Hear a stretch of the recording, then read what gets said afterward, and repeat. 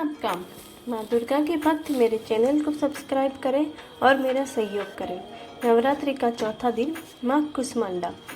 धार्मिक मत है कि माँ कुष्मांडा की पूजा करने से साधक को मनोवांछित फल की प्राप्ति होती है, साथ ही सभी प्रकार के शारीरिक और मानसिक कष्टों से मुक्ति मिलती है।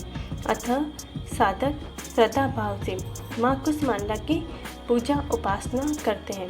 अगर आप भी माँ कुष्मांडा की कृपा के भागी बनना चाहते हैं तो विधि पूर्वक माँ कुष्मांडा की पूजा करें। नवरात्रि के चौथे दिन माँ कुष्मांडा की विधि पूर्वक पूजा उपासना की जाती है। इस वर्ष इस शुभ अवसर पर एक साथ कई शुभ संयोग बन रहे हैं। इन योग में माँ की पूजा करने से साधक को अक्षय फल की प्राप्ति होती है।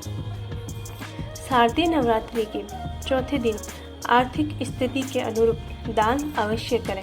धार्मिक मत है कि माँ कुष्मांडा की पूजा करने से साधक को मनोवांछित फल की प्राप्ति होती है, साथ ही सभी प्रकार के शारीरिक और मानसिक कष्टों से मुक्ति मिलती है। अतः साधक श्रद्धा भाव से माँ कुष्मांडा की पूजा उपासना करते हैं। अगर आप भी माँ कुष्मांडा की कृपा के भागी बनना चाहते हैं तो विधि पूर्वक माँ कुष्मांडा की पूजा करें। साथ ही पूजा के समय व्रत कथा का पाठ अवश्य करें।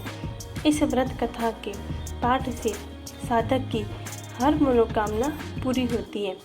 सनातन शास्त्रों में निहित है कि चिरकाल में त्रिदेव ने सृष्टि की रचना करने की कल्पना की। उस समय समस्त ब्रह्मांड में अंधेरा छाया हुआ था। पूरा ब्रह्मांड स्तब्ध था। इसमें न कोई राग न कोई ध्वनि थी, केवल सन्नाटा पसरा हुआ था।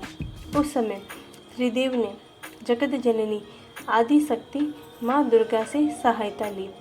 जगत जननी आदि शक्ति माँ दुर्गा के चौथे स्वरूप माँ कुष्मांडा ने तत्क्षण ब्रह्मांड की रचना की।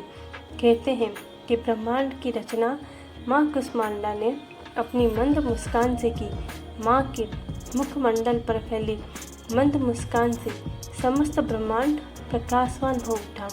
ब्रह्मांड की रचना अपनी मुस्कान से करने के चलते जगत जननी आदि शक्ति को माँ कुष्मांडा कहा गया है। माँ की महिमा निराली है। कमेंट में जय माँ दुर्गा ज़रूर लिखें। धन्यवाद।